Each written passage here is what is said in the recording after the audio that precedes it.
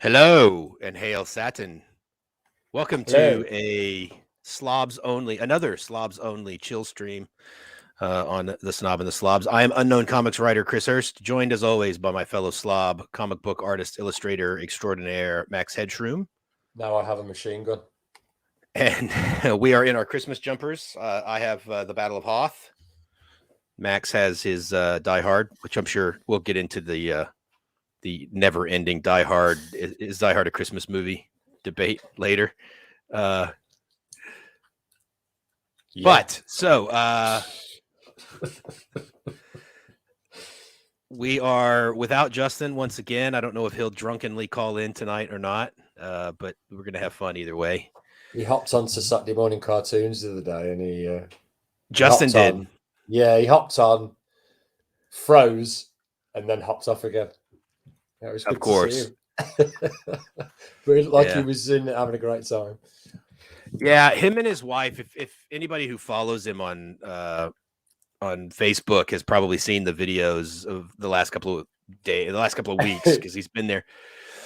They do this thing called Disney bounding. It's against Disney policy to go for adults to go into the Disney parks dressed as Disney characters, so that it doesn't ruin the magic for kids. So kids can come in dressed as anything they want.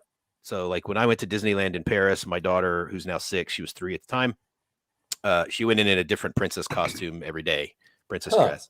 But adults, it's frowned upon. Adults, it's not frowned upon. They won't let you in. Oh. Because it ruins the magic for kids. If the kids are walking around and they see your ugly bald ass dressed as Buzz Lightyear, it kind of ruins the mystique, right? And so the way they control that is that adults can't come in with it dressed as any Disney characters. So there's this hobby called Disney bounding, which is kind of a way to sneak around the rules. And so you dress as the characters, but like an interpretation of the characters wearing adult clothing and stuff. And so every day Justin and his wife Emma have been Disney bounding and going in as different characters, and they put the photos and videos and stuff up on Facebook and have people guess. One time they did it, this was a couple of years ago, and they went as one, and I thought for sure, because you're supposed to guess. Emma loves to play guessing games with people, and you're supposed to guess what it is. And so I thought she was dressed as Pocahontas. And so when she asked, are there any guesses? I answered Elizabeth Warren. And Justin had to explain it to her. So anyway, we kind of have a movie. Like last week we had no movie, and we just kind of bullshitted for 2 hours and had the longest Snob and the Slobs episode ever. Yeah. Tonight we actually kind of have a movie. We're not going to do it the normal way that we would do, because we don't have Justin here to keep us structured. So it's just the two idiots of the group that are going to run wild. But Max and I both watched the new Disney Plus movie Home Sweet Home Alone, which is not quite a remake, not quite a sequel, not quite a reboot. I don't know what you would call it. A travesty. It was fucking shit. Yeah. Von Smoot says about the new Home Alone movie, I know I'm not the only one thinking it, but I'll be the first to say it. Fuck Max and his fucking English accent. Yeah, when I read that, I thought he was talking about me. I think he was. I ruined. You ruined. For him. Yeah, I don't know if some of the American guys are going to get the reference, or even some of the English guys if you're not old enough. But the main kid out of the new Home Alone movie looks exactly like Roland from Grange Hill. Albeit he's a little fat lad with glasses. Yeah, over my head. I don't know. I think my wife might be watching, and maybe she'll get that reference. I don't know if she's old enough. I feel like Lisa's super young. She's not. She's the same age as Katie, I think. Yeah, they're young. I think. So this movie did something that so first of all, there's going to be spoilers. So Dave, I know you said you can't bring yourself to watch the new movie. So if you want to watch it, then can I guess what the thing is that you hate? Go for it. What's the thing that I don't like about the movie? Is it them referencing the fact that they are the remake by saying, "Oh, people always remake these films and they're always shit." No, it's not that. Remake. First of all, Oh, okay. Lisa sent me a private message. She doesn't want. Apparently, she doesn't want to chat on the thing. She is watching, and she said that the two of us are old fucks. Yeah, that is true. I was agreeing with you, Lisa. So you think it's that they reference the can old movie? in the film, they consistently sort of reference the fact that films are all like originals are always being remade and they never do it justice. Like there's one scene where they're watching a film on TV and the guy says, "Oh, I'm sick of hate it when they redo the classics. Like it's never as good." I actually Lisa says she doesn't know how to comment. I didn't catch that. So that's not what it is that right. Okay, then irritated me. What I think, there's a couple of things. There's some I can get into nerdy writer shit about scene construction, and that and we'll get into that in a minute. Yeah. But hey, and Michael, yeah.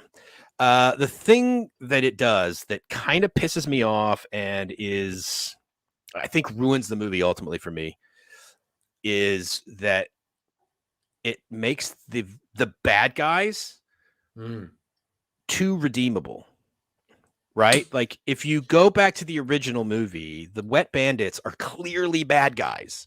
Yeah, and Kevin is defending his house from bad people who are there to do bad things. But in this movie, you kind of, especially if you have a family and you've got a house and you don't want to lose it, you kind of understand where this guy is like, I got to get that fucking doll back. And then about halfway through the movie, you realize, you know what? This kid is just a dick. Yeah, they're not bad guys at all. In the first one, if you go back and watch the first one, like them bandits are on the verge of terrifying. Like I'm pretty sure at the end, Joe Pesci is about to bite off one of Macaulay Culkin's fingers. Yes. And he gets caught by the coppers, or that old guy hits him around the head with the spade. And in this one, it's just two sort of a couple that are out of luck, and everyone's making a mistake. Yeah. There's no real stakes in it. Yeah. The kid is a little twat. And then the kid's a little dick because these people, like Kevin's kind of annoying. The kids are always dicks. In the first movie, Kevin's kind of an annoying little brat, but by the end of the movie, you actually kind of like him, and you are rooting for him to defend his house against these bad people.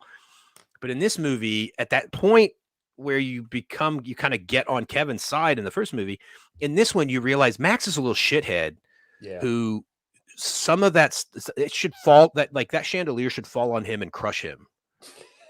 Because that's what he deserves. Yeah, he's less. I feel like he's less effective as a survival expert than Kevin is as well. I feel like Kevin would kick his ass. Yeah, well, there's also the fact of, and this kind of gets into the scene construction and like some of the structural nerdy shit that this movie did wrong. Yeah, like it's about the same length. I mean, I don't know down to the exact minute mark, but it's about the same length as the original Home Alone, about an hour and a half, hour and 40 minutes. Yeah. And everything in the original Home Alone, everything in the original Home Alone is paced really well, and there's stakes, and there's there's the emotion of the mother that's lost her son is home alone, and all of this stuff. There's none of that in this movie. It's because of how they construct the scenes. The scenes are just random series of events that lead to this night where that couple invades the house and Max tries to defend it. Yeah. It's not everything. It's like there's like 40 minutes into the movie, you're like, oh, okay, oh shit, we're just going to do this now? Like we're already at this point? Like, wow, like that escalated quickly because nothing has any room to breathe. There's no emotional stakes or any of that. It's all just so rushed and cheap. And Lisa says that there was no build up and that the mom didn't even seem to be that worried that he was home alone. It's just like, oh, I got to get home.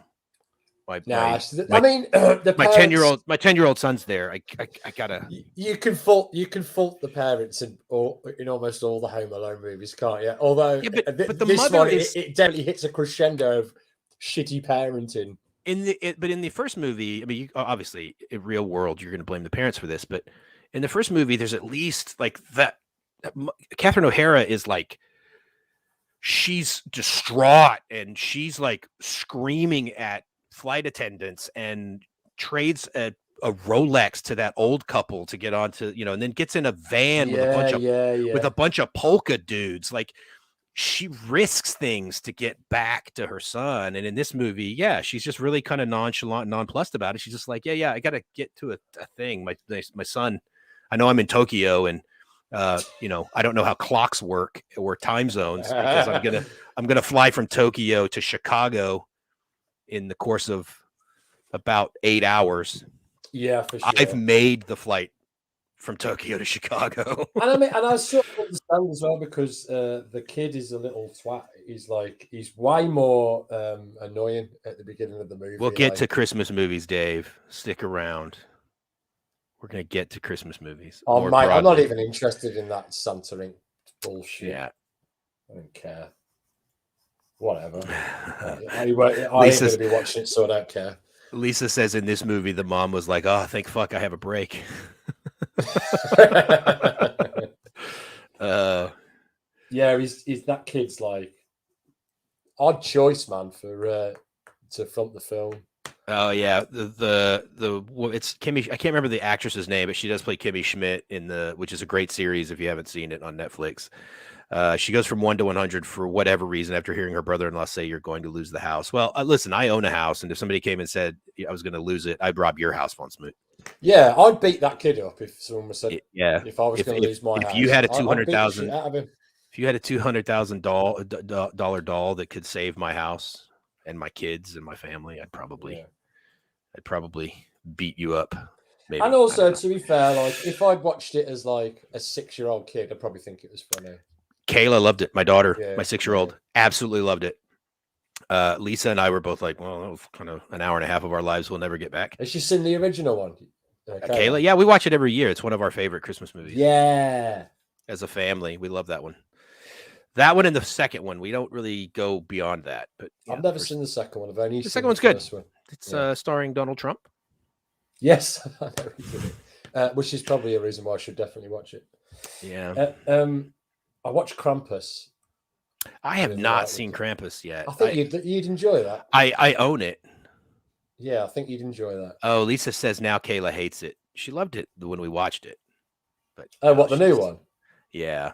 Oh. I've got my Facebook Messenger open because Lisa can't figure out because she's watching us on the TV in the living room, Apple TV. Yeah. And she can't figure out how to chat on her phone. Huh. So she's sending me Facebook Messenger texts on another tab on my. Let me figure it out for you, Lise. Oh, Kayla hates the old one. She likes the new one. Oh, she hates the old one. Yeah. Yeah. Right. I mean, her mother hates any movie that's in black and white. Purely for the fact that it's in black and white. Oh, won't even give it a chance. It's like the Brussels sprouts of movies if it's in black and white. Some of them are better because they're in black and white. Yeah, I mean sometimes new movies make the aesthetic choice to be in black and white. Yeah, it wasn't Logan. They did a black and white version of Logan. Oh, did they? Yeah, and Mad Max as well. She says she's not old as fuck. This show is rapidly becoming the Chris Reed's private text from his wife. Yeah, it is. Yeah, but yeah, it was. I tell you what, though, the good thing about films that like execute the idea like in a worse way than the original. When I watch them, they always like inspire me because if I'm watching a good film, I'm too enthralled in the film to even think about what I would do. Right. When you're watching like a crap one, you'd be like, oh, you're thinking about if you're that sort of creative mind, you're always sort of thinking, Oh, I'd do that there. That they should have done that there. And in this one, I was like, now I want to do a comic book, like a Home Alone R-rated comic book, where it's Dude, this is why we're friends.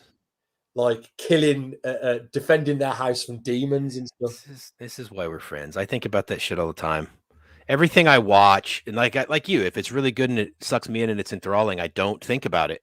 Yeah. But if it's kind of boring and I'm kind of like, then I constantly think about like, how can I rewrite this? How can I redo this? Yeah. Or how can I do a fantasy or horror version of this? Yeah, exactly. Yeah, that's what I do. Yeah. So now I'm thinking about that for the next fucking 20 years. Oh, Dave, everything else out of the way. White Christmas is one of my all-time favorite Christmas movies, which I guess is a good transition. I guess, are we done with Home Sweet Home Alone? It's, shit. It's shit. It's not very good. It's a very bad. The one thing I did like on that one, there's no Kevin McAllister, but there's Buzz McAllister. Oh, the copper. The cop is Buzz McAllister. Yeah. And they even reference that the house is protected by McAllister security. So that's why I said it's not quite a sequel. It's not quite a reboot. It's kind of this weird thing that exists in the same universe as the original movie. Yeah, I like the idea that Kevin still fucks with Buzz by ringing him up. And that Kevin went into home security. That's like Kevin's job now. Is that he owns the home security company. That's a nice touch. Yeah. The other thing that this movie, the last thing, is that the whole setup for Max and his, his booby traps and all of that stuff. None of it's actually set up. It's just like the only thing he does is breaks the Lego thing of Tower Bridge. And then he looks at that big like mural on the wall that looks like shit because a 10-year-old drew it. Right. And then like the big thing in the original Home Alone is that every time, like when Marv steps on those stairs, you're like, oh man, he sprayed water all over those. Right. When they go to touch the doorknob, you're like, oh, right. Because all of these things that are coming because they set them up in that montage. Von Smoot and I were talking about it the other day, and he's like, yeah, they took that 5 or 10 minutes or whatever. And then I told him, I said, I've never time hacked it, but I bet you if you went back and watched that, it only took them about a minute and a half to do it. Yeah, like, and some of the traps as well, like there's no need for them to be so elaborate. No, like, it's purely for the cartoon version of it. Yeah, he's put like lighter fluid outside on the floor, and he's got to drop a light on it. And the way he drops the light on it is to put the light on a car and then put a little toy car, them little racetracks that do that. Yeah. And it fires out the window. When he could have just way easier just dropped it out the window. That's what we call product placement. Yeah. That's trying to get a Hot Wheels track into the movie. Yeah, there was that. There was Nerf guns everywhere. Yeah. There's a lot of product placement. It was pretty bizarre. Just really poorly executed. Really not good. So don't waste your time. So we'll get on now, since Dave has brought up one of my favorite Christmas movies. Although White Christmas is not black and white, Dave, but it is a fantastic movie. Unless there's two versions of White Christmas. Maybe Dave's a dog and he only sees in black and white. Maybe maybe things in Bristol are black and white. Or maybe everything in Bristol is in black and white, like that shitty Tobey Maguire movie. Yeah. And I don't mean Spider-Man, which was another shitty Tobey Maguire movie. But anyway, so favorite Christmas movies. What are some of your favorite Christmas movies, Max? Scrooged. I love that film. With Bill Murray? Yeah. It's a good one. I think I kind of like just about any interesting take on A Christmas Carol. Yeah. So Scrooged, or I wasn't a big fan of the Jim Carrey version, but what was the Jim Carrey? Oh, the animated version. Kind of half animated, like kind of weird, like rotoscoped kind of thing. Yeah, it was all right. Yeah. But yeah, any kind of like, I love Muppet Christmas Carol. Yeah, everyone likes that one. Mickey's Christmas Carol is a good one. My kids watch that about 75 times a day during Christmas. I like some of the original ones as well, like the just the plain old Christmas Carol movies. I Is that quite like the, the like- original one, the black and white one. Funnily enough. Oh yeah, the George C. Scott. Is it George C. Scott that they did one in the 60s or 70s that was pretty good? Cool. I think it was George C. Scott. But yeah, I Yeah, used to so be I'm really pretty. into the fantasy when I was a kid. I like a lot of those, like, different takes. Scrooged is a great one. Yeah. Christmas Vacation is probably The Griswolds. probably my favorite. It's Christmas Vacation. It's Elf. Home Alone is a good one that we watch every year. Gremlins.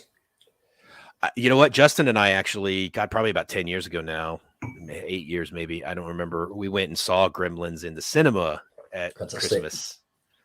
Yeah, that's a really good one. It's another one that people don't always think of as a Christmas movie, but that's definitely a Christmas movie. Yeah, it's not up for debate. Gremlins is definitely. Die Hard, obviously. I'm going to see that on this Saturday. Funnily enough. Yeah. So should we get into it? Yeah, the debate at Krampus, Katie said as well. Krampus, yeah, I own that movie. I've just never actually watched it. I own a lot of movies that I've never. It's inspired a lot by Gremlins, and you'll there's a few scenes. Well, I would think that Gremlins is inspired by the Krampus myth. I mean the way the film's shot specifically. So there's yeah. You know the scene in Gremlins where the eggs hatch in the attic. Yeah. There's a very similar scene in Krampus where there's presents in the attic and they all hatch and all these little creatures come out, and it's shot in the same way. It's very good. Yeah, nice. See, that's nostalgia done correctly. The film's completely different. Nice little callback that's completely different. Yeah. So we'll get into really briefly the dumbest debate in Western culture. Von Smoot says, "What about Jingle All the Way?" That was a good movie too. Jingle All the Way. Jingle, I got to get the toy. Do you know I've never seen that all the way through? It's a good movie. It's Sinbad that's in that one as well, right? Arnold Schwarzenegger and Sinbad. Yeah, it's pretty good. It's all right. So the dumbest debate in Western culture is whether or not Die Hard is a Christmas movie. Yeah, and I'm willing to entertain people's thoughts. And anybody who puts in the chat what their opinion is, I'll tell you why you're probably a fucking idiot for even having this debate. Because the existence of this debate is just fucking stupid, and it drives me crazy every year. Analyzing your view on the debate, I would, because I agree with it. I agree with your view on it. Really, your issue is with people that tell other people that films aren't Christmas films. Or that they are. Well, I mean, you can say it's a Christmas film to you, can't you? Sure, but I can also say it's not a Christmas film to me. So my issue is... but you can't say it's not a Christmas film to me. No, I wouldn't. And that's where the debate lies. And I wouldn't, but that's not a debate. That's not a debate. It's people trying to this is how and again, we'll get into Christmas traditions and stuff later, but this is people trying to say my way of celebrating Christmas is the right way. And if you don't do it my way, you're wrong. And you know what that's called? Religion. That's what I'm saying. Yeah. And the people that are saying that Die Hard is a Christmas movie are saying it's a Christmas movie to them. And the people that are saying Die Hard isn't a Christmas movie are saying it's not a Christmas movie to them, and you shouldn't be celebrating it as a Christmas movie. So either. See here, listen, we've got, and that's Max is right. My issue is not whether or not you watch Die Hard at Christmas.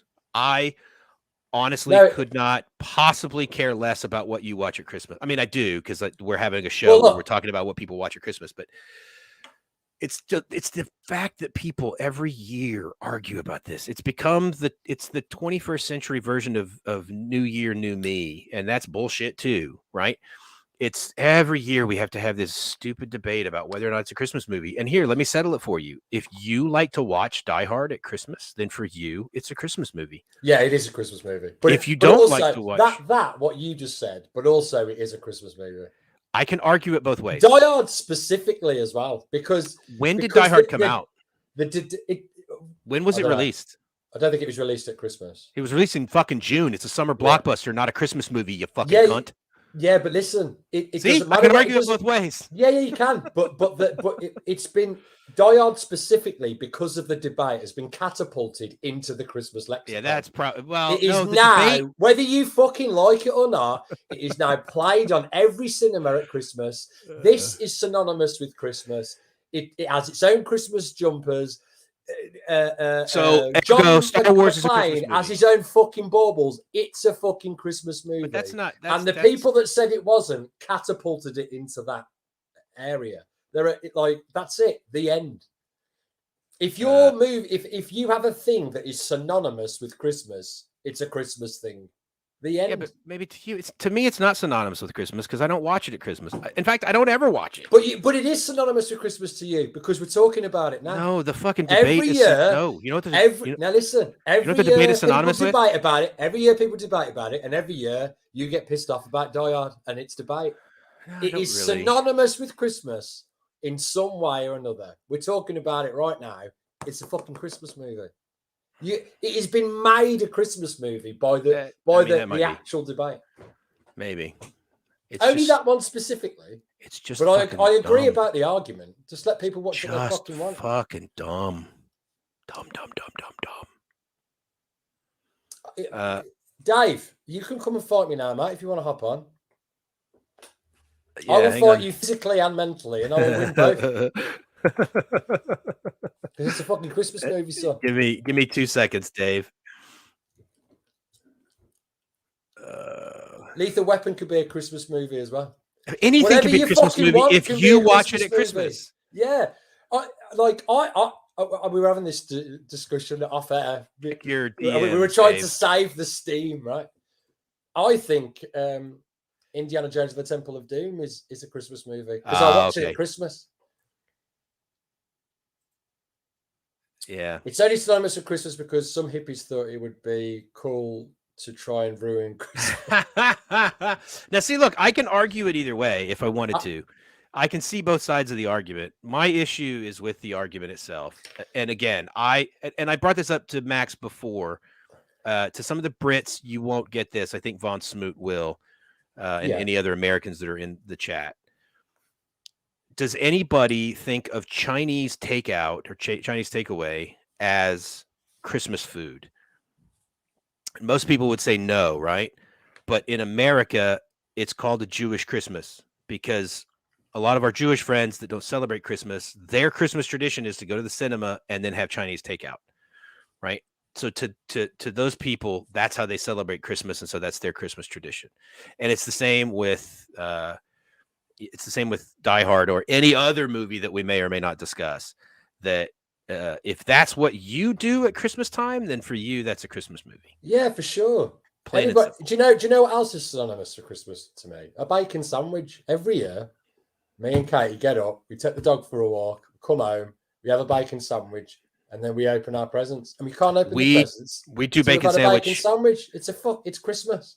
We do a bacon sandwich in our bed with the girls gathered around, sitting in our bed and opening their Christmas stockings, while we all eat bacon sandwiches. Yeah, man. Let people have their fucking Christmas films and pajamas and exactly. That's my thing. Is don't tell other people don't try to be morally superior or like some sort of intellectual and like, oh, it's not a Christmas movie. Like I was jokingly doing to Max about it being released in June. Hellraiser is a Christmas movie. Sure, why not? Why not? Speaking of Hellraiser, I have a meme that I want you to make for us. Go on. We need to get a picture of Anthony Fauci done up as Pinhead. Okay. And have it say, I am science. Because you know how Pinhead does the I am pain. Yeah. Right? Yeah. I want Anthony Fauci done up as Pinhead saying, I am science. Okay. I think it would be great. We're going to make it a thing. Well, then Bucks Fizz and Cocoa Pops are a Christmas thing, mate. There you go. And I'm supporting you on that. Absolutely. All right. So what are some more Christmas movies? I've got kind of a sleeper that probably the only other person in the chat that has seen it would be Dave. And it's a movie called The Ref. I've not seen that. and I don't know when it was released, so it might not be technically a Christmas movie, but it takes place on Christmas Eve, and a good chunk of the story revolves around Christmas. So it's Dennis Leary from the early 90s. He plays a cat burglar that is robbing a house at this mansion in the Connecticut town on Christmas Eve. The house has some sort of like Wile E. Coyote booby trap thing, and he gets sprayed in the face with cat piss, and he gets the jewels that he's trying to steal, but they shut the town down, and they're doing house-to-house searches, and they're trying to find, because it's a small little community, they're trying to find the guy who robbed this rich dude. And to hide out, he kidnaps a married couple and then forces them to take them to their house, to hide him out. And what he doesn't know before he kidnaps them is that they're going through a divorce, and when he gets in their car to kidnap them, they have just left marriage counseling. They hate each other, and so he ends up being the ref in between this argument for an hour and a half. It's a hilarious movie. It's all Christmas Eve, and then they have to like hide him, and like at a certain point, a drunk Santa Claus comes to the house, and then the married couple's son comes back from boarding school for the holidays, and then the rest of the family comes over for Christmas Eve dinner and all that stuff, and they have to hide him out. And it's a really funny movie. So if you get a chance, make that your new Christmas movie for 2021 if you haven't seen it before. I feel it's really, really funny. I feel like I might remember some of that. It kind of flew under the radar. It wasn't super popular in America even. It was in the cinema for like a week and then went to video. But it was at the time that Dennis Leary was like the big thing in the early 90s. He was doing the MTV commercials and his special No Cure for Cancer and the Asshole song and all of that stuff. So yeah, I remember. It was right around all that time, but it was great. One of the best lines in the movie is when he tells this old lady who's just a pain in the ass. He tells her, "Your husband ain't dead, lady. He's hiding." Very Dennis Leary. Yeah. I've known loan sharks that are more forgiving than you. But anyway, so what are some more Christmas movies? Christmas movies, yeah. Let's get a list up, shall we? We have some obscure ones. White Christmas is a great one that we've talked about. If you haven't seen it, I've never even heard of that. It's Bing Crosby and Danny Kaye from probably 1950, 47, something like late 40s, early 50s. Really, really good. I think of some other ones that. Christmas Story. I don't know how popular that one is in the UK, but that's like a huge deal in America. We've got It's a Wonderful Life. Yeah, it's a good one. Which my mate Green Fox has been on at me for about 3 years now to watch. It's a fantastic. Yeah. It's a Wonderful Life is probably, in reality, it's probably in the top 5 movies of all time. Right. Yeah. Well, incidentally, this is the top 100 Christmas movies of all time. It's a Wonderful Life is number 1. Yeah, that doesn't surprise me. Number 2 is Die Hard. It's settled then. Yeah, so there we go. The internet said it. Yeah. It is genuinely Die Hard. We've got a Christmas Carol, which is above A Christmas Carol. Rudolph the Red-Nosed Reindeer. Is that the stop motion animation one? Yeah, I own that one too. Christmas Vacation is number 5. Great. Home Alone. Yeah. A Christmas Story. Miracle on 34th Street. Yeah, that's a big one. I'm not a big fan of Miracle on 34th Street, but it is a big classic Christmas movie. Scrooged. Oh, Elf. Elf. Yeah, I mentioned that one. That's a good one. Christmas Vacation and Elf are probably the 2 that my wife and I watch the most at Christmas. Yeah. Bad Santa. I never really liked that one. It's a bit dark, isn't it? Yeah, I like it. The second one was shit, though. Yeah. Would you consider Edward Scissorhands a Christmas movie? I wouldn't initially have, but I haven't seen it in a long time, so I don't really remember. Yeah, that's on there. Here's a weird one. Trading Places. Yep. I can see that. That's another one. That's another one that takes place at Christmas. I don't know, but again. I see. I've seen that a bunch of times, and I didn't realize it was set at Christmas. Yeah, remember Dan Aykroyd dresses as Santa. I do now. It just never clicked in my The head whole 'cause thing it's happens. stupid. The whole switch where they trade places happens at the Christmas party, at the Duke's Christmas party. Yeah, it's a good film. That Santa Claus. Yeah, Santa Claus is a good one. The first one, the second and third one are shit, but the first one is pretty funny. Yeah. Gremlins. Of course. Not Before Christmas. Not there before Christmas. Yeah, you just did an episode of Saturday morning cartoons about that one. Yeah. The Christmas Chronicles. Oh, have you seen this? Oh, is that with Kurt Russell? Yeah. Yeah, my kids watched that last year. It's pretty funny. It's actually not terrible.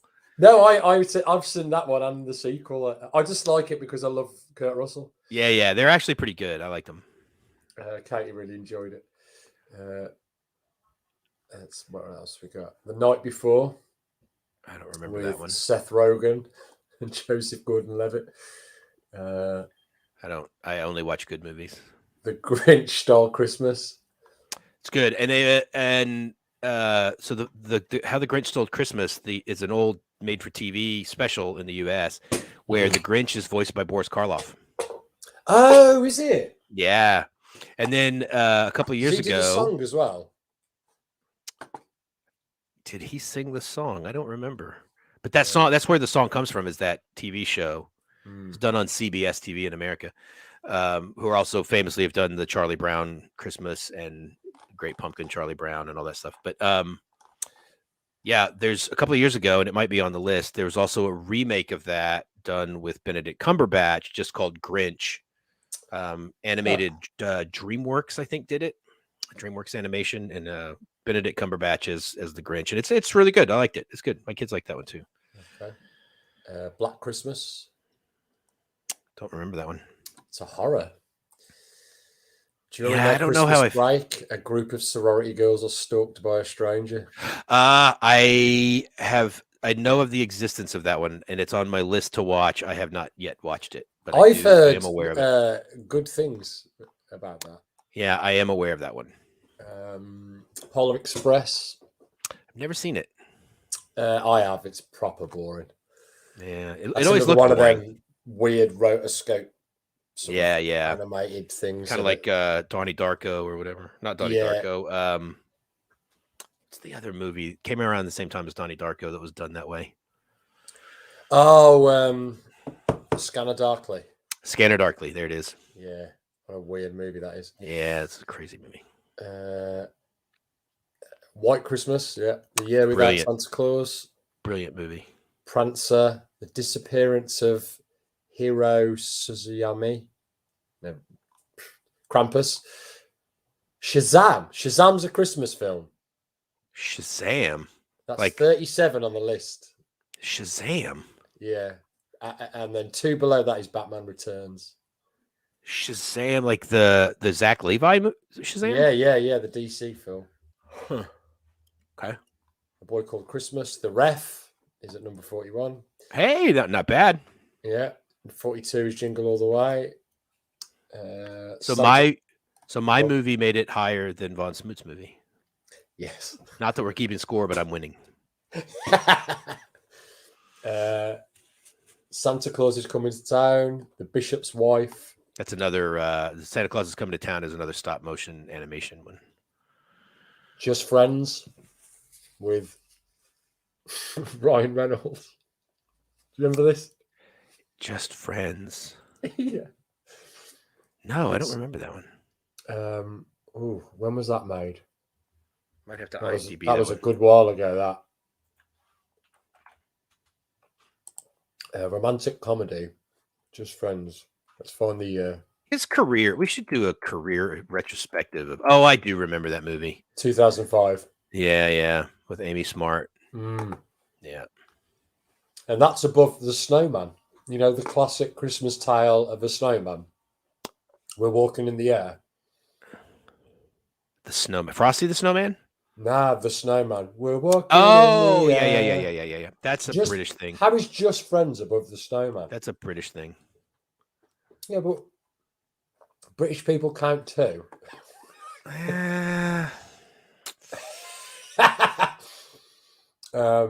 Surviving Christmas. Never heard of that one. Of them in my house, but The Little Drummer Boy. yeah, I remember that one. I remember falling asleep to that as a kid. Serendipity.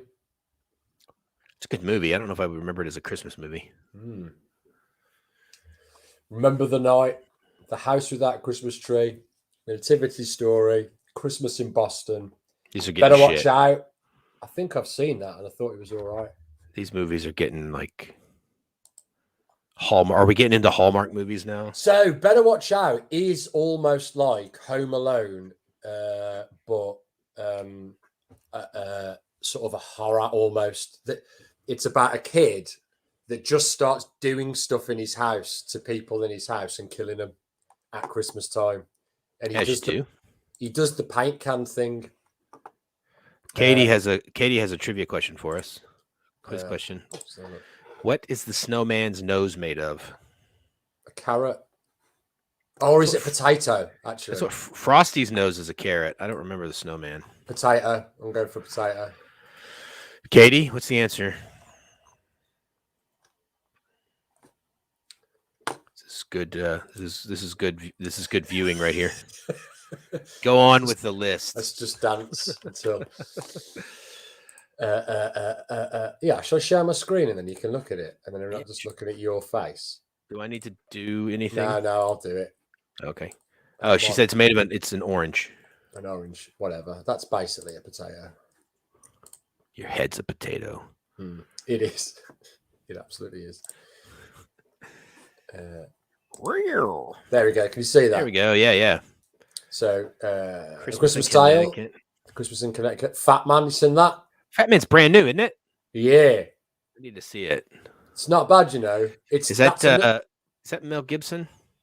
Yeah, Mel Gibson is a badass Santa Claus. He's being hunted by I know another Christmas movie. I don't know if it's on the list, but we'll see. If it's another one of mine and my wife's favorites. Fat Man's one of them films, mate, that's like it's got some really good bits in it. Yeah. It's got some potential, but it just misses the mark. I'd be interested to see what you think. Yeah, I'll have to check it out. Noel. Christmas with the Cranks. Yeah, that's the Santa suit starring Kevin Sorbo. Yeah. Fucking Hercules. Yeah, that was MAGA Hercules. Yeah. Holiday Affair. Arthur Christmas is one that we really like. We watch that a lot. That's a good one. I've not seen that one. It's cute. He's Santa Claus's son, and one little child's present gets lost and they don't get a present. So he goes on this epic adventure to try to make sure that no child is forgotten at Christmas. It's pretty good. Right. Crown of Christmas, never heard of it. One Magic Christmas. Nah, I've never heard of it. Beyond Tomorrow. 12 Dates of Christmas sounds like the worst fucking Christmas film ever. These are all fucking Hallmark movies. Yeah. It even says TV movie on there. Yeah. Kristen's Christmas Past. The Lemon Drop Kid. Bob Hope. The Christmas Card. A Very Harold and Kumar Christmas. Fuck that. Operation Christmas Drop is the guy there that's in that is the guy who plays Bjorn Ironside in the TV show Vikings. Bjorn, yeah. I don't know if I could watch Operation Christmas Drop because I would be waiting for him to pull out an axe and start hacking people up. And I don't think he's going to do it. No, probably not. Yeah. Trapped in Paradise, Nativity, Holiday in Handcuffs. Frosty the Snowman. That's a good one. Mixed Nuts is good. I've never seen that. It's a good movie. Martin. Yeah. I love a bit of Steve. It's very, very different because it's Christmas in LA. Right. So it's like palm trees and sun and shorts and Sure. Yeah, it's a good movie. I love Steve Martin. Mrs. Miracle. Nothing Not the Holidays. Friday After Next. Next Stop Christmas. Pete's Christmas. You sound very exasperated by having to do all of this. I mean, they're just a lot of them seem shit reindeer games. And there's the one, 4 Christmases. That movie is fucking brilliant. Is it good? Yes, it's very funny. Okay, very funny. Mental notes for all these. Yeah, that and The Ref should be your new Christmas movies this year. Okay, I'll check them out. Yeah, these are all getting kind of shit. I don't know why Four Christmases is so low. Ernest Saves Christmas. The ultimate Christmas present is the number 100. Doesn't feel like the ultimate Christmas present, does it? No. Katie, I think I thought of that too.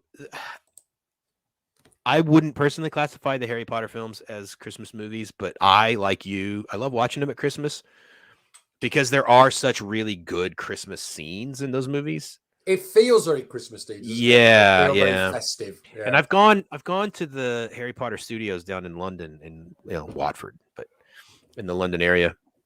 I've gone twice, and both times I've done it has been the Christmas in the Snow, or Hogwarts in the Snow, and so it's like the Christmas. Brilliant. Christmas, it's all set up for Christmas and stuff, and it's so I don't know. Yeah, I kind of have that Christmas connection with Harry Potter as well. But Fun Smooth says Hallmark, gotta love their big town blank goes to the country and blank hates the local blank, then finds out that they have more in common, and blank falls for blank. That's pretty much, yeah. You should be a screenwriter, Von Smooth. There's a joke that goes around every year that what has 28 arms, 28 legs, and one plot. Every Hallmark Christmas movie, for sure. The key is making a good one. I like Christmas horrors, man. I like the idea of a good Christmas horror. Yeah, I don't know that. I mean, Gremlins, I guess, is kind of a Christmas horror, but it's also kind of a comedy a bit. Yeah. But I bought Krampus to watch it, and I never actually got around to it. I'd say that's I need to see that, and Gremlins. I need to see that and Black Christmas. Yeah, I don't know I don't know if Black Christmas has sort of tongue-in-cheek elements to it. Yeah, I don't know. It seems like more of a slasher. Yeah, that's what I'm thinking. Like a sleepaway camp kind of slasher. Sleepaway camp, man. Yeah. So there's some really good. Anybody in the chat or in the comments, if you're watching this after the live, drop us some of your favorite Christmas movies. But they can't be any of the 100 ones that I've just named. Yes, we just listed all 100 Christmas movies in existence. You need to come up with new ones. I mean, even that list was grabbing at straws of like Reindeer Games and like fucking Friday After Next. Yeah, that was when someone else said The Long Kiss Goodnight was a Christmas film. Is that set at Christmas? I don't know, man. I don't know I feel like movie. It is. I feel like at the beginning she got a Santa Claus. I co-host a movie show. I don't know every movie. Okay. Have you seen The Long Kiss Goodnight? Yeah, a long time ago when it first came out. Yeah, it was good. Bit of Gina Davis. Yeah, and then after that, she did that stupid pirate movie. Yeah, and then she was nowhere to be seen. She disappeared off the face of the planet. So did Matthew Modine, funny enough. I wonder why. Probably that stupid pirate movie. I even played the Nintendo game. I think it was a Nintendo game. She did all her own stunts in that stupid pirate movie. Well, she did stupid stunts in a stupid pirate movie. She was stupid for doing it in a stupid pirate movie. She was stupid for making a stupid pirate movie. I don't even remember what the pirate movie was called. Nah. Shall I look up the stupid pirate movie so we can find out what it's called? I want you to Google. Just Google stupid pirate movie. Stupid pirate. Oh, yes, Von Smoot. Looking forward to Shuni B's Christmas Jeet Kune Do Christmas movie. That's brilliant. Pirate movie part 4. No, Oh, we've got a complete list of every pirate film ever. No, I'm not going to do that. I'm just going to go Gina Davis. Yeah, I think we've done enough.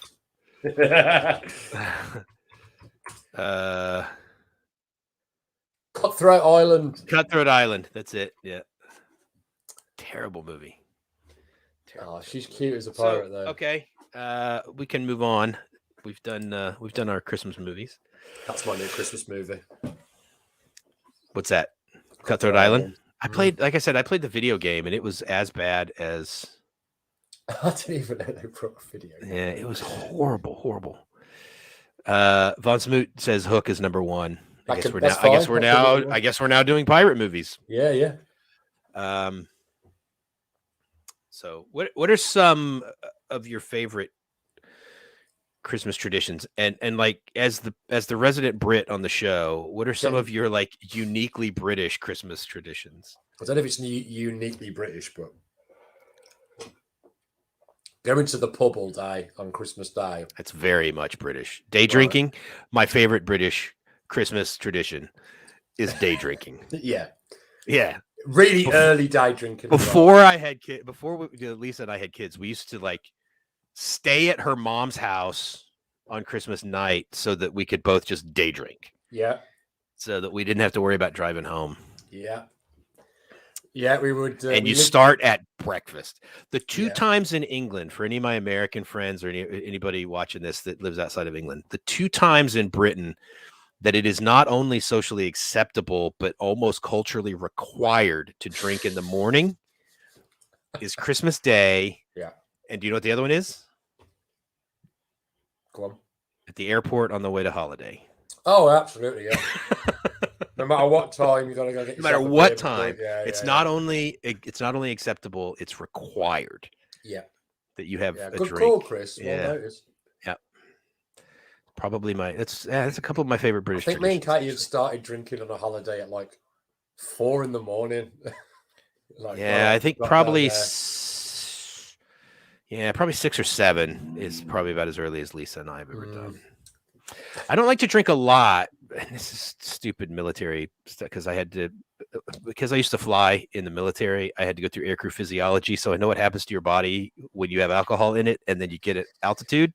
Yeah, they get more. So I don't drink. Well, it's not just that you get dehydrated faster. It's not good to have excessive alcohol in your system when you're at altitude. Now, luckily, commercial jets are pressurized to like 4,000 feet, so it's not terrible, but still not great, and it doesn't feel good.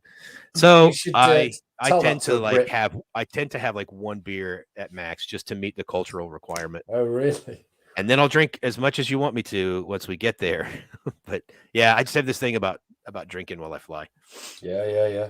I'm British. And I've never been in the armed forces, so or you get steaming before you get on a plane. Well, not anymore. In my younger days. Yeah, I don't think I've ever hung out at a pub on Christmas Day though. Oh yeah, I have a couple of times. Yeah, I think one time me and Katie, we deliberately set it up. We visited everybody, so we didn't have to worry about. You guys would love 4 Christmases, by the way, the two of you. Yeah. Yeah. And then we went to the pub with the plan that we'll get back in the afternoon and then cook dinner, and then that didn't happen. And I think we got home and fell asleep for 3 hours because we were drunk, so we didn't cook. It sounds like dinner until 10 o'clock at night. I think. It sounds like one of our trips to Thought Bubble. Yeah, it's exactly like one of our trips to Thought Bubble. Yeah, good times. We went to a convention and found a bar. Yeah, stayed at the bar. I think one of my favorite uniquely British traditions, at least it seems uniquely British to me because I never remember it in America, and I don't know. I probably just the reason I like it is the kind of the story behind why you guys do it, but it's the putting an orange or a satsuma in the stocking. Yeah, I think that's pretty interesting, and the history behind it is kind of cool. Do you know the history bend it? I don't know the history behind it. I know we do it. Orange, satsuma, and walnuts. It's because oranges, citrus fruits generally, but specifically oranges, were a sign of wealth. Because it used to cost a lot of fucking money to ship citrus fruit from tropical parts of the empire. Oh, interesting. Into England. And so like the one time of year that people could afford to buy an orange was Christmas. And so they put it as like a special treat inside. So if it was a big grapefruit, you'd be absolutely loaded. Yeah. I don't know. But yeah, that's at least that's what my mother-in-law told me is where the tradition comes from, is that it was because oranges were very expensive. And so it was like a special, once a year you save up and you get this orange in your stocking. Like a special, right? Yeah, I get you. That's interesting. Yeah. I don't know if that's also why like orange chocolate is such a big deal at Christmas time. But Quite maybe possibly. it's kind of carried over into Everyone flavoring the gets chocolate. a fucking Terry's chocolate orange at Christmas. Yeah. I There's a lot fucking of. hate orange chocolate. Boy, if you like orange chocolate, you're mental. Sort of here. I don't like go out of my way to eat orange chocolate, but I don't No one should. despise it either. I mean, I'll Don't eat it. Like despise it. if we There's get just so like much else out there, isn't there? if we get like celebrations or Quality Street or whatever, and they've got the orange ones in there, then I don't mind. Same. Get rid of them. I'm okay. I'll take them. I mean, I prefer the strawberry or the coconut, but Don't go for the strawberry either. I like the strawberry. Synthetic fruit flavored chocolates. Oh man, I love like gelatinous processed synthetic fruit. It's great. Man. Uh-huh. Good description. It's so good, man. It's like it's too much, it's too rich for me. Katie, my Christmas jumper is the Battle of Hoth. Star Wars, Kate. Yeah, it's Star Wars. The Battle of Hoth from Empire Strikes Back, the greatest movie ever made. That's not up for debate. And it's a Christmas movie because it takes place in the snow. Yeah. It is true. Actually, we should have included it. I think we wanted to, if Justin hadn't, and maybe we'll do it before Christmas when Justin gets back, but we need to do the Star Wars Christmas special. Yes, we do. And I think I actually would like to do a string of some of the Star Wars movies. Yeah, I think one of the things that we had talked about doing Ewoks. I think one of the things we had talked about doing in the new kind of format once we get going on the pre-recorded shows is that I want to do series, and Star Wars is one of them I definitely want to do. Not necessarily in a row, but yeah, we'll start watching. We'll do like different Star Wars films and specials and different content of Star Wars, and then eventually, years down the road, once we've got all the content done, then they will become a playlist or whatever on the channel. I've desperately wanted to do the Ewok films for years, man, because I haven't watched them since I was a little kid. And I don't think I have either. Like Battle for Endor and Caravan of Courage and Battle for Endor. I told Wicket lives in my my village. I think I've told that story. Yeah, Warwick Davis. Oh right, yeah. I think I told that story before. He lives, So did I'll tell you play him in the movies as well. Then he played movies? Yeah, he played Wicket. Right. He didn't play all the Ewoks. There's like more. No, I mean, like I know he played him in Jedi, but I didn't know if he played him in the Ewok movies. Oh, I don't know. I'm not sure. I assume that he did. We could IMDb it, I suppose. It's worth the Google. Yeah. I'll tell you a Christmas tradition in Britain that I don't like. And Von Smoot, I'm going to need your help on this one. Well, I hate fucking Christmas cards.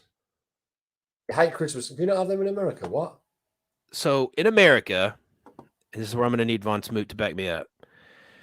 Whether it's Christmas, birthdays, anniversary, whatever, a card is instead of a present. I'll get you a card if I didn't get you a present, right? A card is the present. And sometimes, like, I get cards, like my kids get cards from my grandma, who's thankfully still alive. She sends Christmas cards and birthday cards and stuff to my kids, and it has money in it, right? So you always get a Christmas card from your grandma with money in it. Right.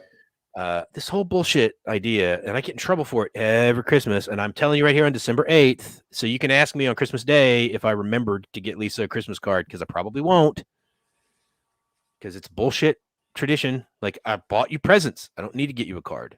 It's a tradition perpetuated by mainly women, because blokes don't give a shit whether you get a card or not.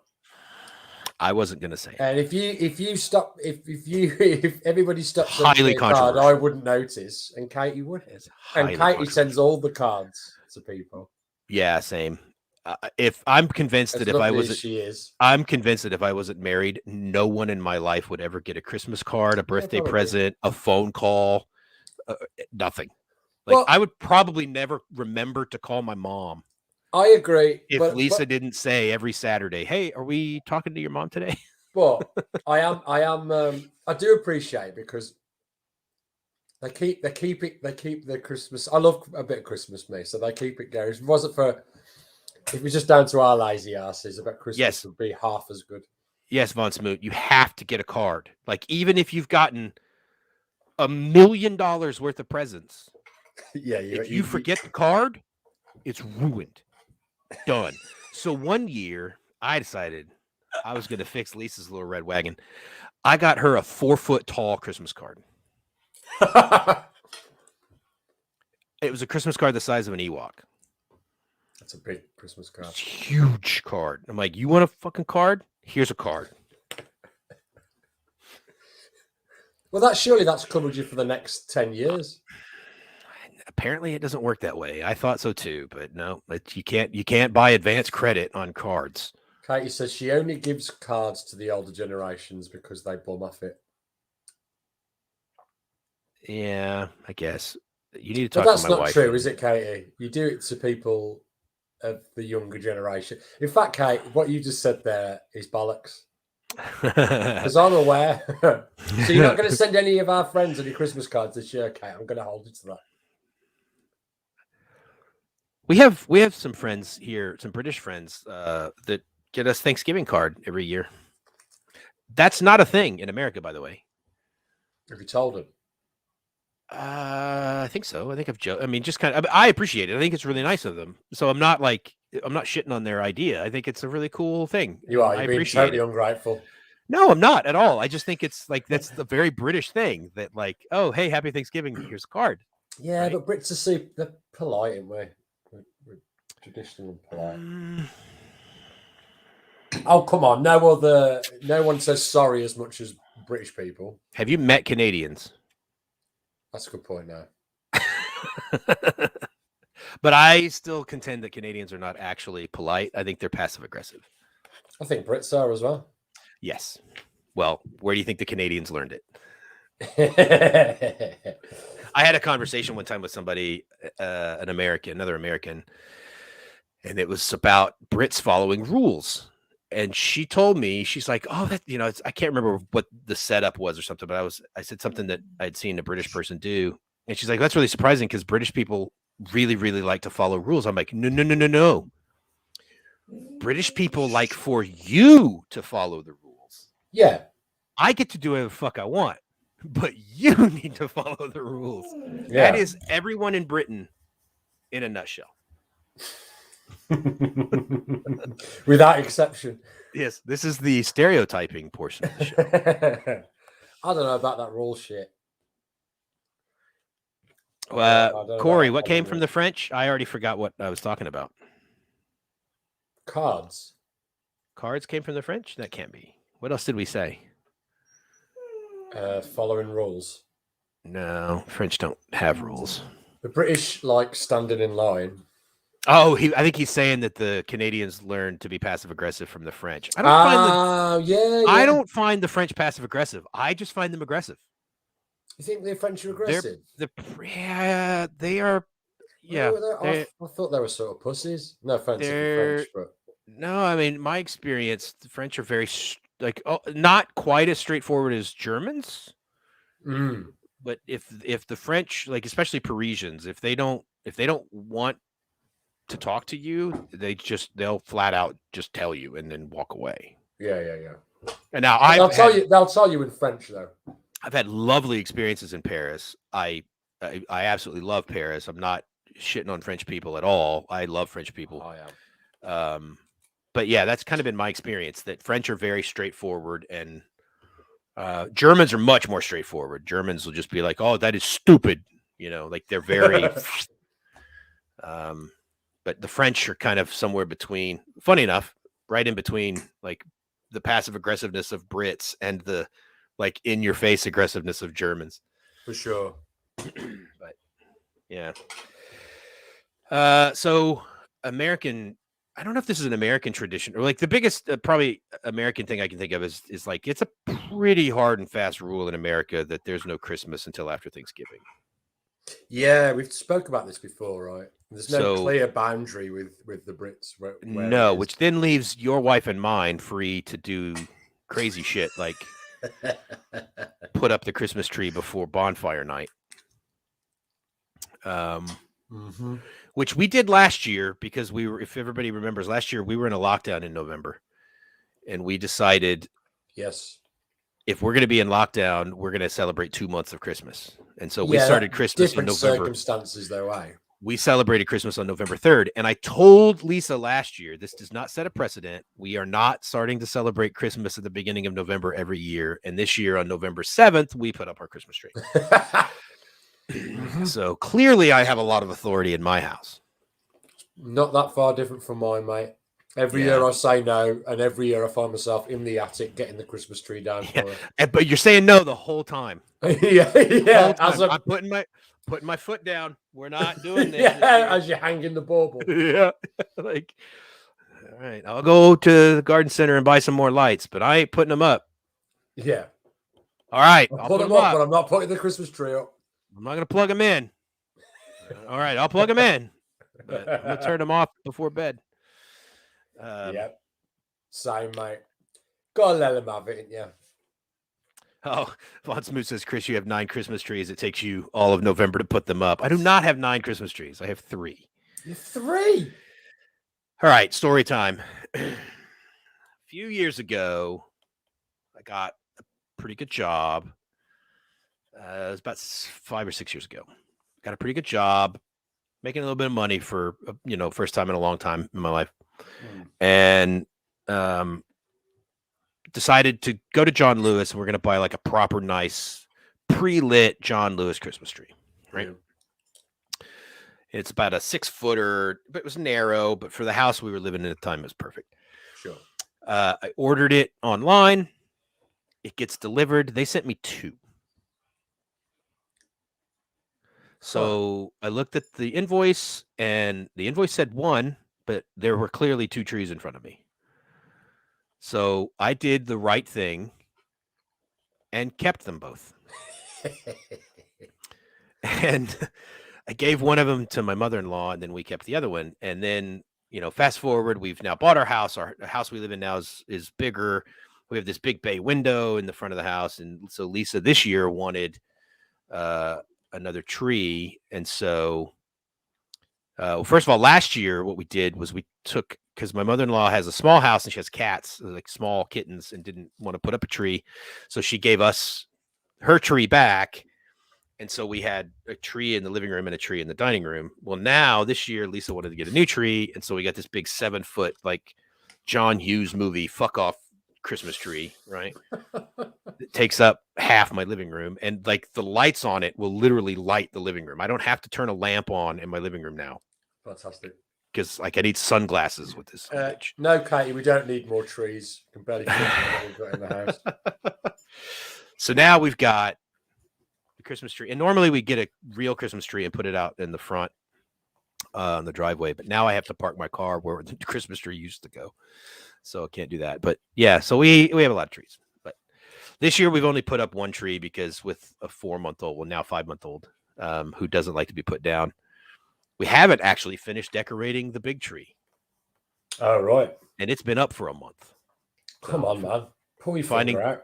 Finding time to put like it's decorated, but it's not like as done as we wanted to make it. Sure. So yeah, that's what Von Smoot's talking about. Normally, if I had all my Christmas trees up, I'd have like 3 or 4.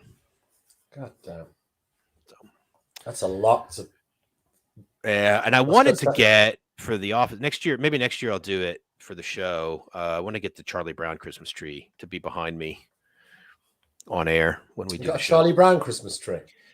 I used to, and I will buy another one. I used to have one when I was in the military and single and living in the barracks. I had one in my room. So sweet. So yeah. So that's that. Another Christmas tradition that is kind of my personal Christmas tradition, and this is going to gross people out when I say it, but allow me to explain.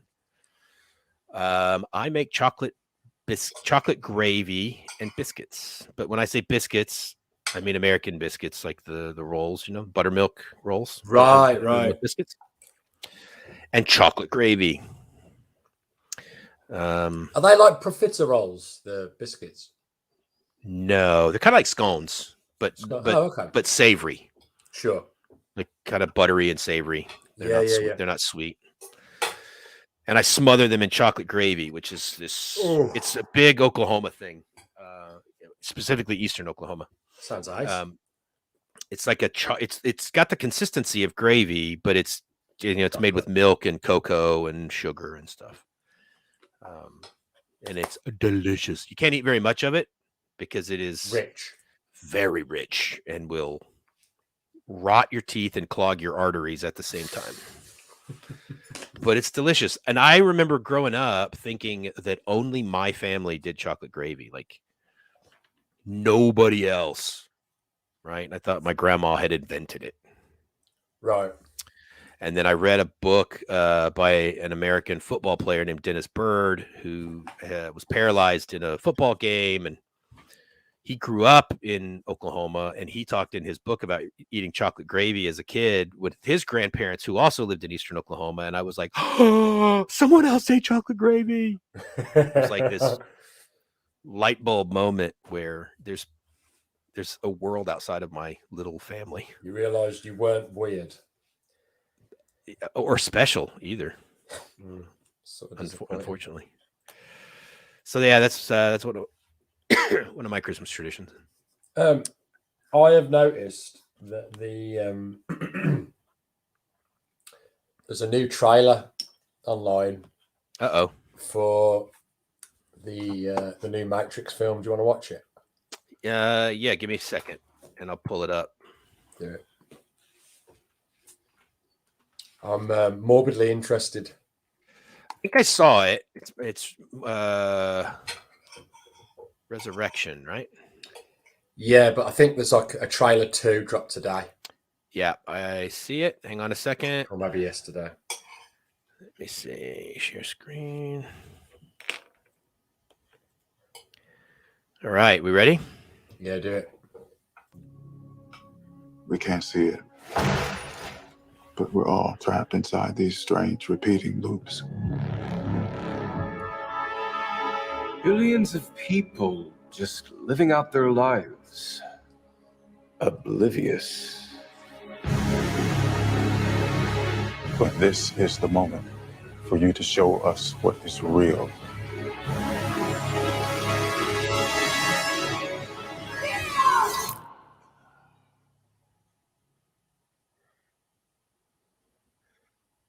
I remember this.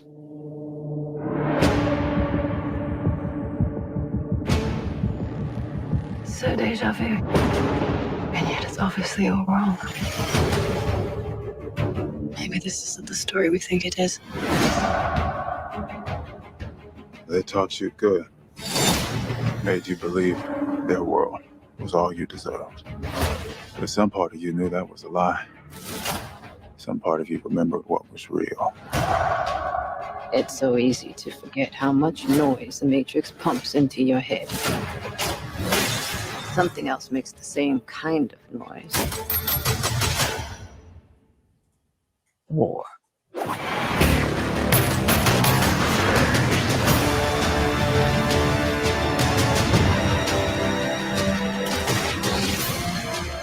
What happens to Nia?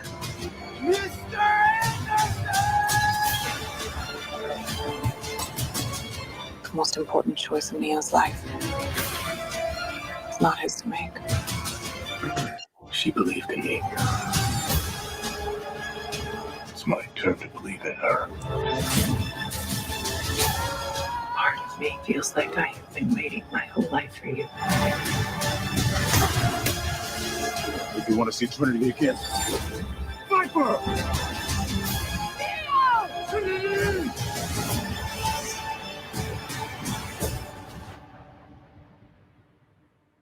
I saw this in a dream.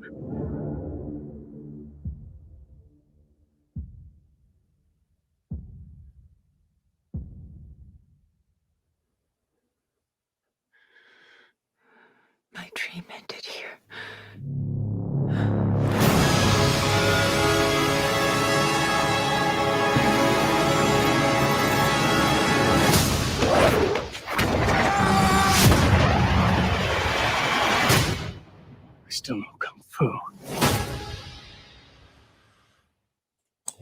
The Matrix repackaged. Yeah. Yeah, it looks like I mean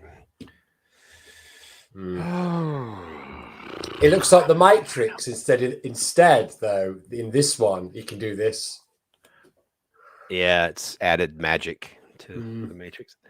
Yeah, it looks, I don't know, soft reboot maybe, or They've said like weird things about it, like it's not strictly a sequel, and I don't know. yeah, it looks like, I don't know, like has he slipped into some like multiverse kind of, like, is that the new thing now in all movies, is that we're going to have multiple dimensions and maybe, multiverse? yeah. And I mean, Or he's definitely got memories, right? I don't know. yeah, Unless the I don't know. machines brought his body back after the third one. Yeah, I don't know. I mean, it's obviously something to do with that because it's called Resurrection. So you would think that there's going to be some sort of bringing. I like the something way back. in the trailer, even in the trailer, they're cramming in actual scenes from the original movie. Yeah, right. It's exactly what you were talking about with the Home Alone movie about how, you know, they. Oh, remember this thing existed? Yeah, yeah, and Ghostbusters. yeah. It's the same shit, man. I'm telling you. Yeah. I'm just waiting for it to hit its apex, where a remake is just exactly the same film. Just Well, they did that. They did the was it Gus Van Sant that did the shot for shot remake of Psycho? Yes, in like 98 or 99, which was sort of like seeing a wedding band do a cover version of your favorite song, and they're not quite doing it right. Like, yeah, they're doing it too much on the nose, exactly like. Yeah, yeah. Why do it if you're just gonna remake someone else's? Well, no, you could have stopped at why do it. Yeah, it's potentially the greatest movie ever made. Why do it? Why fuck with it at all? I don't know. Don't understand. It's one of my favorite movies. So the original Psycho. Oh yeah, I love it. Absolutely love it. The book is phenomenal as well. The book is really interesting how, because I read the book after seeing the movie, obviously, but the way the book deals with the relationship between Norman and his mother is kind of interesting. Really? Because there are conversations between Norman and his mother. Right. And then you don't realize until the end of the book that it's him talking to himself. I didn't know it was even based on a book. I just thought it was. Yeah. Robert Bloch, who was a Lovecraft disciple. Oh, right. Excellent. He wrote some he wrote some Lovecraft, some Lovecraftian, like Cthulhu mythos type stories as well. But then he wrote Psycho. Katie says, I bet at the end Neo realizes his power and ends same as the first one. Yeah, I wouldn't be surprised. I know they're going for a trilogy again, so I just can't, dude. Can't. No film's just a one-off now. That's the other thing. Everything's a fucking. Everything's a franchise. Everything's a shared universe. I mean, I wouldn't be surprised if they make some kind of other. I don't know, some kind of the Morpheus files or something. Yeah, like a spin-off that exists in the same universe as the Matrix, but it's Morpheus before he met Neo. Well, this is it, isn't it? He is the dude that he's talking to. That is it. It's a younger Morpheus, right? Yeah, so, but I don't know. Is it why? He's older and Morpheus is younger. Trinity's clearly older. Is it like a Matrix in a Matrix thing? Is that what they're trying to say? A fourth wall break inside of a fourth wall break? Yeah. That's like 16 walls. It's like 16 walls. Yeah, maybe that's what it is. Maybe it's like in the Matrix, they built another Matrix. Yeah. And that's the whole thing about simulation theory, right? That if you could create AI that created a simulation that was so good that it mimicked real life, how would you know? Yeah. And I don't think we're in a simulation, but I also don't think we would ever know if we were or not. If you concede that our civilization will get to the point where we'll be able to make Incepted Matrix. If you concede that our civilization will get to the point where we will be able to make Incepted Matrix that is indistinguishable from reality, then how do you know we haven't already done it? Yeah, and I think the percentage of this being base reality is like 1,000,000 to 1 or something like that. It's ridiculous. It's unlikely that this is base reality. Yeah. I don't know, man. All we need to do now is to start talking about bow hunting and DMT, and this would turn into a Joe Rogan podcast. Well, I am bald and I do Thai boxing, so I haven't got all the tattoos. I've got us covered on the tattoo. Yeah, and I've stopped smoking weed as well, so that's not gonna do. Yeah. That's definitely like a Rogan thing to talk about the simulation stuff. I like the simulation theory. It's interesting, and I definitely think it's kind of a fun thought experiment, and it does kind of wig your brain out when you think about like that, like we just talked about, like if you concede that our civilization will at some point get to the point that we could build a lifelike and a reality, you know, a constructed reality that is so true to life that it's indistinguishable from reality, then how do you know we haven't already done that? Yeah. And then that kind of, that wigs with your brain a little bit. Pretty interesting. The things we get up to when the snob is not here. And yeah, in this sort of virtual reality, they're still making fucking films like The Matrix 4. That's what makes, so is that an argument for simulation or against simulation? Because if it was a simulation, would we make such shitty movies? Wouldn't we? If this was a simulation, wouldn't we be better? Well, if it's a simulation of reality, then it would have to follow reality. So it would be as boring as reality, right? Yeah, I suppose. Because if it was just like a game, then I'd be riding a T-Rex to work every morning. I do ride a T-Rex to work every morning. Oh, well, then it's your simulation, not mine, unfortunately. Maybe and I definitely wouldn't have gone fucking Maybe I've just cracked the code. Yeah. I figured out how to upgrade my car to a dinosaur. Hacking. I hacked it. I hacked the system, man. Yeah, Von Smoot says if we could do it, then it's been done and we're in it. What? Yeah, I agree, mate. Yeah. Like I said, I don't know. I find it. I know. I don't find it any more plausible than DC and Marvel than anything else, but I don't know. It's an interesting thought experiment. I don't think they know. I don't know. I just don't know. And anybody who tells you that they do know is probably selling something, and they're just trying to convince themselves that they know. I don't think any of us know. We don't know. It's like, I think I know. Maybe you do. Maybe you do. But yeah. So any other Christmas traditions to talk about? Anything? I mean, apart from going to the pub, gorging myself, opening presents. That's pretty universal. Wanting to go to bed a lot earlier than I actually go to bed these days. I think most of even the just sort of Western Christmas traditions that we have and that we have in America, most of them come from England. Yeah. But funny enough, they come from Victorian England, because even in England, Christmas wasn't really a big deal until Prince Albert came over from Germany and married Queen Victoria. And he brought a lot of the German traditions with him. Ah. And so, yeah, Christmas wasn't really, it was a religious holiday, obviously, and people did the midnight mass and the Feast of Christmas and all that stuff for. So who does Krampus belong to then? It's German. Is that German? Yeah. I like Krampus. It's German folklore.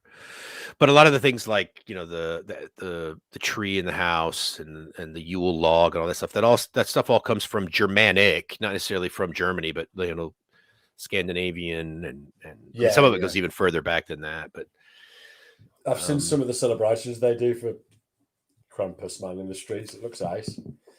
Yeah. I love Christmas markets. I love Christmas markets in Germany. Yeah. The German Christmas markets. I went to one in Frankfurt one year. It was really good. And then they do a good one in London. It's a German style Christmas market at Hyde Park in London. And Birmingham does a big one too, I think. Yeah, they do. We've been a few years in a row. Is that at NEC that they do that? At the German Christmas market. Yeah. Yeah, it's all over the streets, man. It's everywhere. Oh, and downtown Birmingham. Yeah. I've heard that's a really good one. I've just never been. It's packed though. I try to avoid Birmingham ever since Fox News told me about the no-go zones.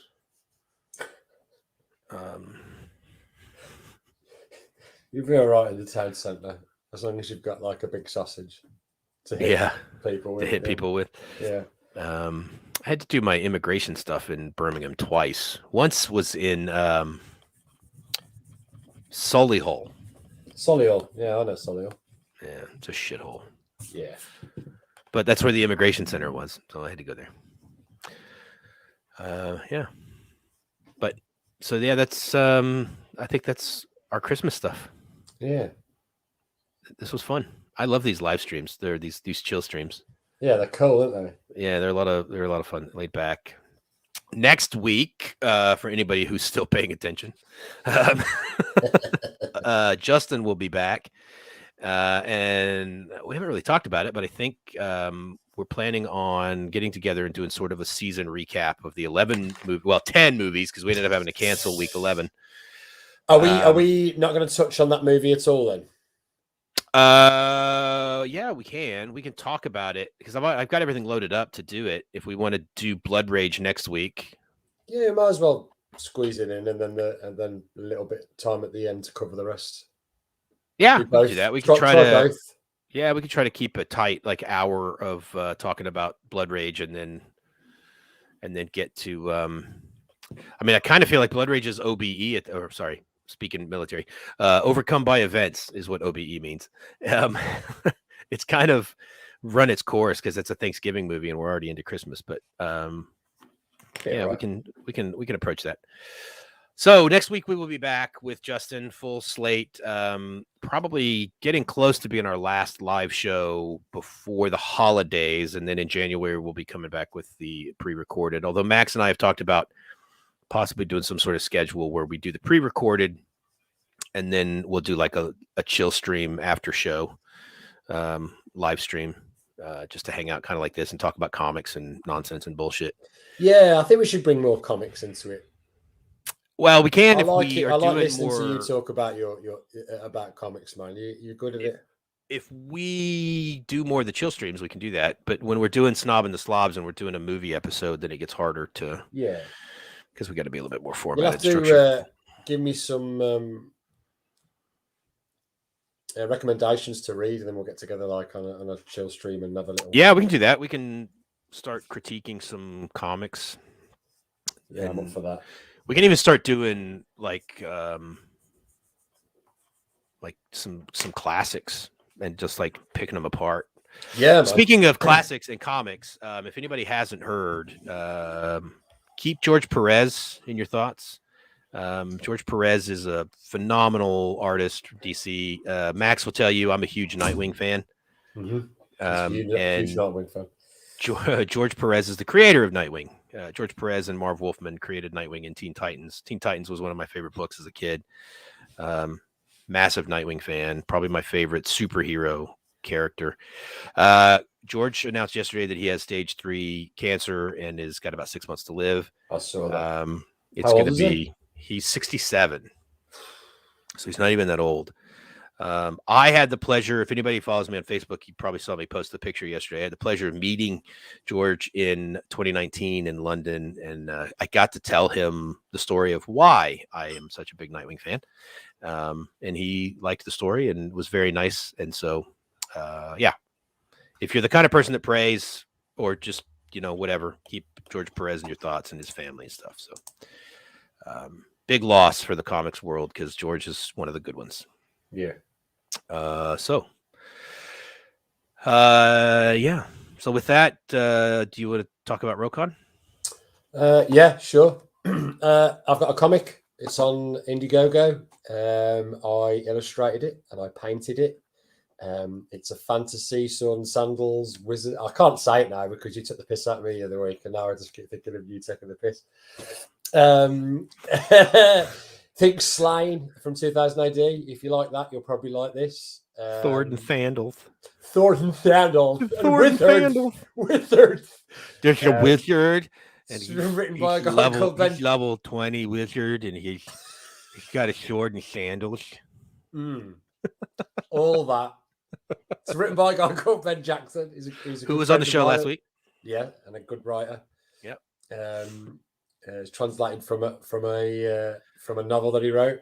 Hop onto Indiegogo, look for Rokum, have a look, see if it's your cup of tea. If it isn't, then maybe just give it a share instead of buying a copy. That'd be grand. If you don't want to do any of them, that's fine as well, and we can still be friends. No, we can't. You're the enemy. When is it coming out? It's coming out early next year. It should have come out at the end of this year. I am going to put a. I'm going to start updating everybody on a regular basis now because it's we're past halfway, but kind of life's on the way. So I'm doing a degree as well, and we've got a kid on the way, and moved Yeah, house. your life's about to get real fucking busy. Yeah, no excuses. We will get it done, and the next one will be quicker because I'm getting quicker. But yeah, it'll be out. It'll be out when it's out, but sooner rather than later, guys. Cool. And I'm still working on heavy hitters slowly. I have had a rough couple of months with kids being ill and just crazy busy. That's the thing, isn't it? You got to get through it. You have to try and do it. You got your life, you got your job. Like it's difficult, man, to find those to find those spots in your life and be sort of as creative as you need to be to produce something quality. And like everybody involved in both projects, like what we want to do is deliver when no one is really interested. Wait. Are you letting something out of the bag here? No, not at all. Oh. No one's really interested in delivering anything that's not good quality, right? Otherwise, we wouldn't be using those free times in our lives where we could maybe use with chilling out with our family in creating. So that's why these things take a bit of time. Yeah, the issue it's tough. It's tough to find those few minutes of like actual sit down creative time with I'm hoping my 5-month-old daughter is going to start sleep training and then I'll have evenings back and stuff, and that'll help. But there's been some work done on the book on heavy hitters. I've got some of the series outlined and kind of the issue breakdowns done, and my Canadian girlfriend has drawn a really cool version of Hank, our alligator kaiju. Oh, that's what I wanted to ask you. What's that? If we're allowed to talk about ideas, we're allowed to talk about ideas. Sure. We touched on it last week. So Hank, yeah. So for those of you who don't know, I suppose we've let this out of the bag the last 2 weeks. That Max is my Canadian girlfriend. Yeah, I was Canadian girlfriend. The worst kept secret in comics. Go ahead. Ideas. Yeah. So Hank, right? So I'm going to put him. I'm going to because Ben brought up the Leatherhead thing. I'm going to go full voodoo with him instead of the opposite way, right? Cool. I figure we need different powers for all of them, don't we? Yeah, I mean, this was the rule, right? The rule was if it works in an 80s cartoon. Yeah, definitely. I kind of had, I think in the original character stuff that I sent you, I had some sort of powers, like, with Al having, rockets that shoot out of his wrists. Sure. What you would expect of a like military android kind of thing. Exactly. Yeah. So I would. And Pep is like super smart and strong. Yeah. So like I would like to elaborate on each of those, on what they are. So like with Hank, I was just looking up like voodoo stuff. Yeah. How do you feel about him like being able to like raise the dead? Just like to him, it would be like a little miniature army, wouldn't it? So if he's in an area where people have died, he can raise like voodoo zombies and send them after you.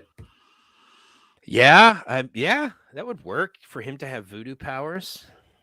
Just that one particular. I don't know if you could. I just like the idea of Hank raising the dead and having a little sort of army that's We could have some fun with that because, like, he could even like an expendable army. he, Right? he could even raise like a dog, right? Like raise a dead dog that's now his like zombie pet.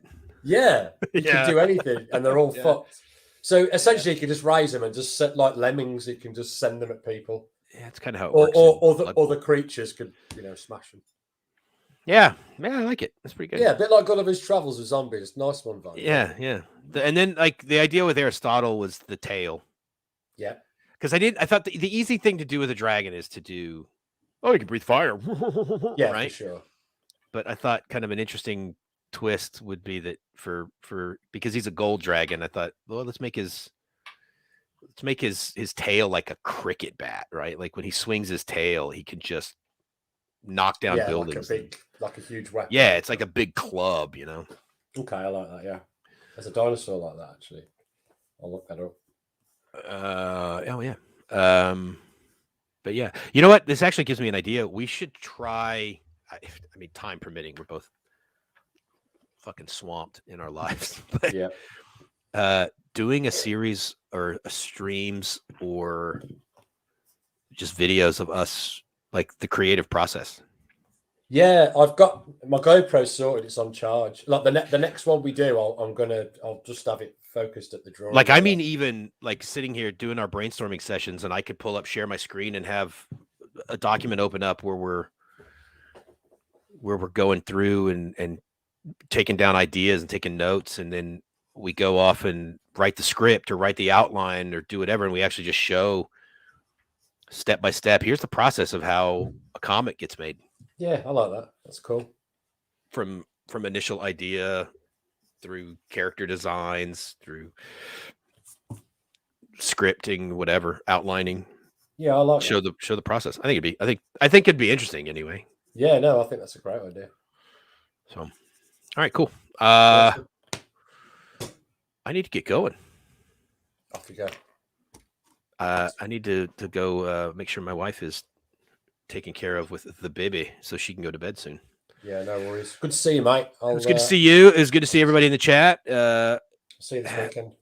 Yeah, see you Sunday. Merry Christmas, Happy Holidays, Happy Christmas Kwanzaa to everybody, and hopefully we see you guys back next week when we'll be back to full strength. We'll have Justin and we'll do something. We're probably either we'll figure it out between the three of us. Justin gets back this weekend, and then we'll sort out whether we're going to do Blood Rage next week or just a season recap or both.